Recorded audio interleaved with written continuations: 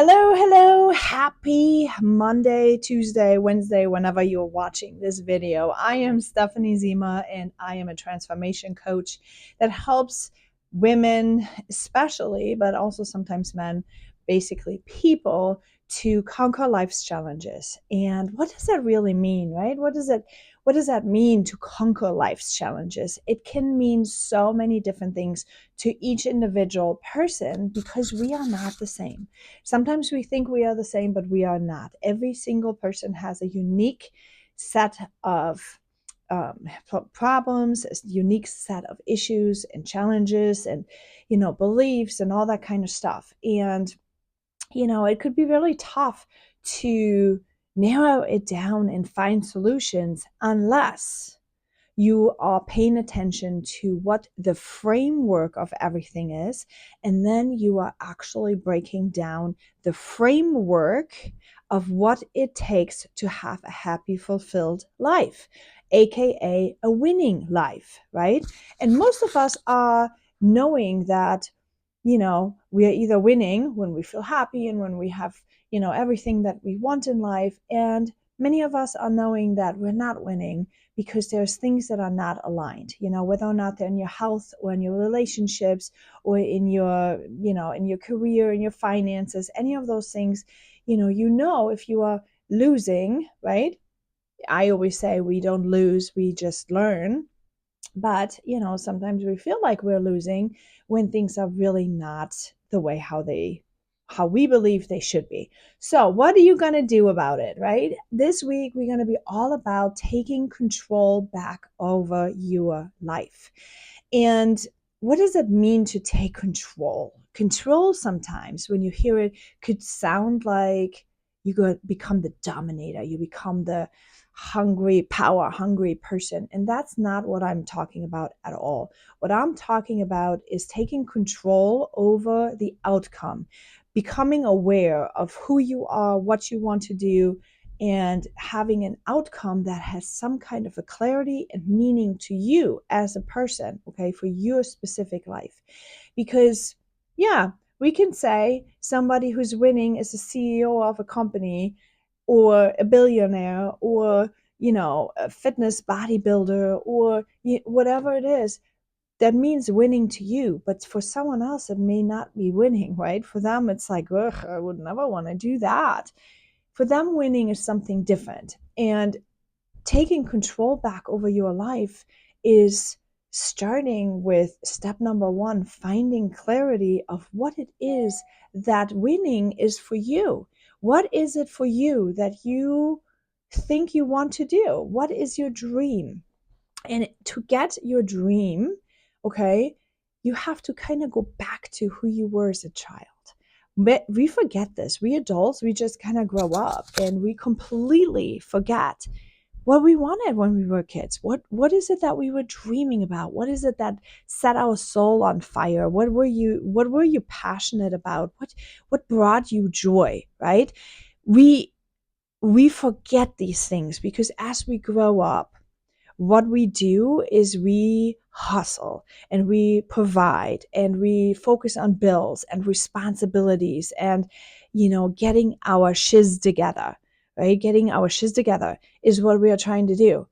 And when we don't feel happy, when we don't feel like we have things under control, it's because something has derailed and we are lacking. Okay, you cannot pour from an empty glass. So if we are depleting our energy, our joy, our happiness, when we're depleting this because we give out more than what we take back, that's when the problems are coming in. And we women, especially mothers, have this a lot. We have a mental load. I mean, we have so many things that we're needing to plan, from grocery list to extracurricular activities to when is the house getting clean? Are the kids having still winter clothes? Where are their gloves right now? Do they have winter boots? Do they still fit? Have they outgrown them? I mean, you name it. There's a gazillion things that we women are thinking about. And in addition to that, we have work obligations. We have to worry about finances. We are worrying about whether or not our husbands are healthy or if they're going to have health insurance issues or health issues later on down the line. I mean, you can name it. We all have different sets of challenges in life. And what it needs to be is you need to find this way to fill your cup again, to fill your joy, to fill your happiness, to have enough energy to take care of this mental load that we are all carrying.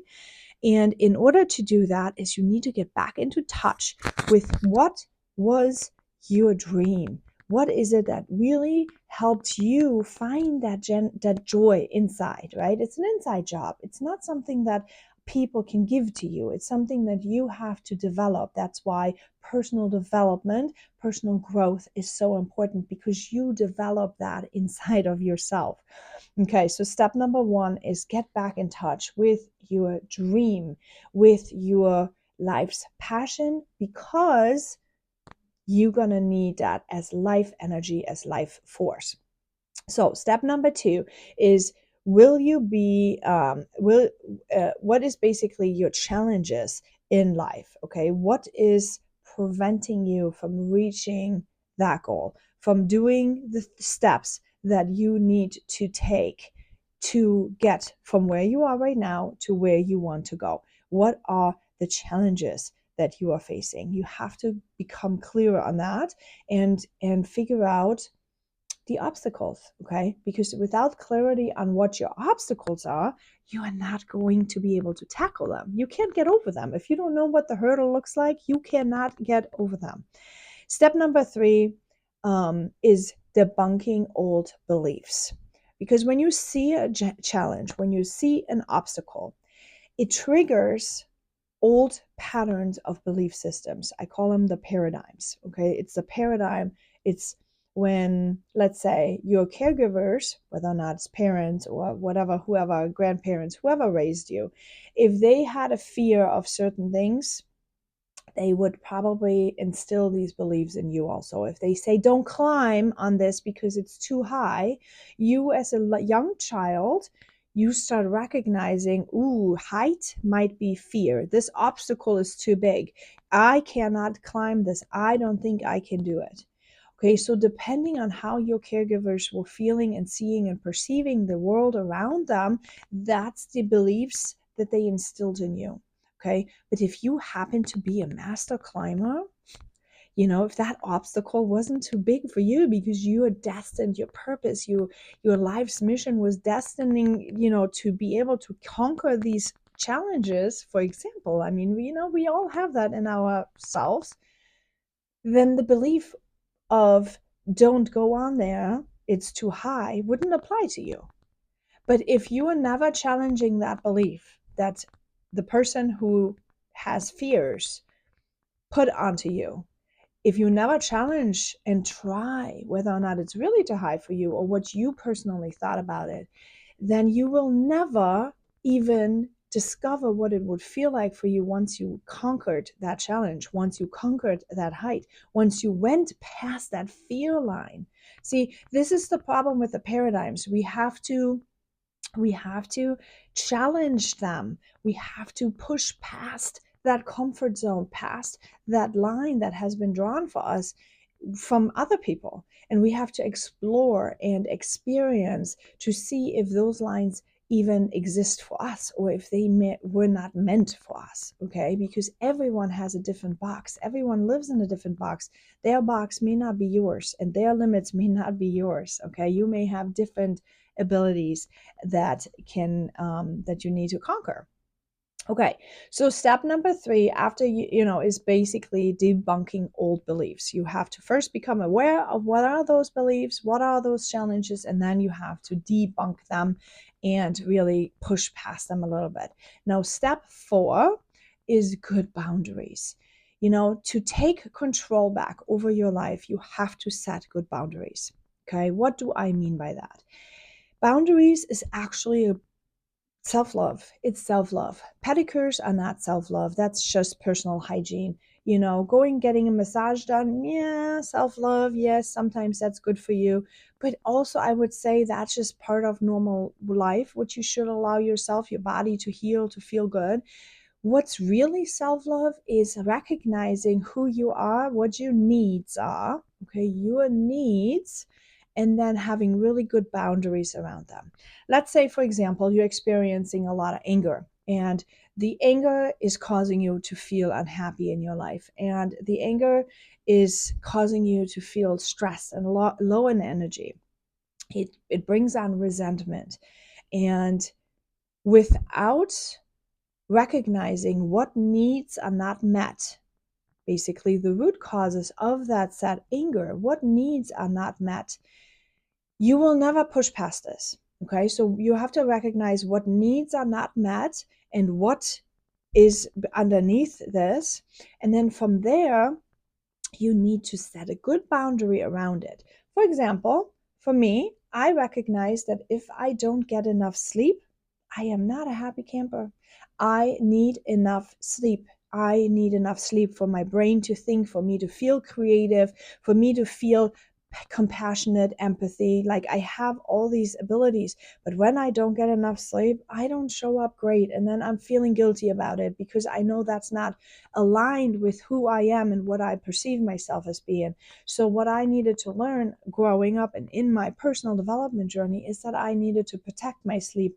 I needed to set boundaries around my kids' bedtimes. I needed to set boundaries about who gets to sleep when in my bed, right? With my children. And I explained that fiercely. Fiercely, I needed to protect these boundaries around my sleep. And I told them that right? And for the longest time, I thought to myself, like, well, am I selfish? I'm not selfish, right? I had to understand that with me taking control and taking what I needed with my I need, and becoming comfortable with I need, I would also set my family free. I would set my kids free because now with me saying I need, they also got to say I need. Okay. And when you think about your journey right now, when you think about your life, how many times are you saying I need without feeling guilty? Okay. How many times? We mothers, we feel guilty all the time. It's this mom guilt that we all feel, but you shouldn't, because you need to pour into your cup first so you can fill other people's cups. It's important to set really good boundaries to take control back over your life. Okay, step number 5 is you need to build the habits that will actually get you to where you need to go. Without habits, good, healthy habits, you will have old habits like this is too high, don't go there, or you should be afraid of this when this possibly gives you biggest joy in your life. Okay, you need to build good habits that are conforming to your view of your life, that the thing that you want to accomplish for your life, the joy that is going to be put in your life. You need to have really good habits. Let's say, for example, you want to become a marathon runner and running brings you joy and you want to be a marathon runner. Unless you have good running habits and nutrition habits and health habits, you're not going to be able to be a marathon runner. Your body won't make it. Okay. You just, I mean, and then you can decide if you want to feel like you're losing or if you just want to build good habits and then if complete your dream.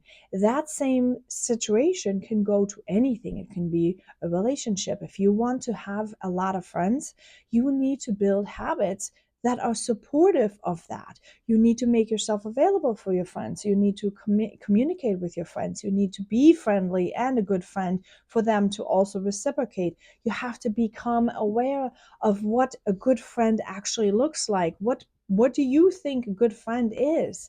And where would you find those people? There is a lot of things that people can grow in, areas they can grow in. And what I see so far, and the mistake I don't want you to do.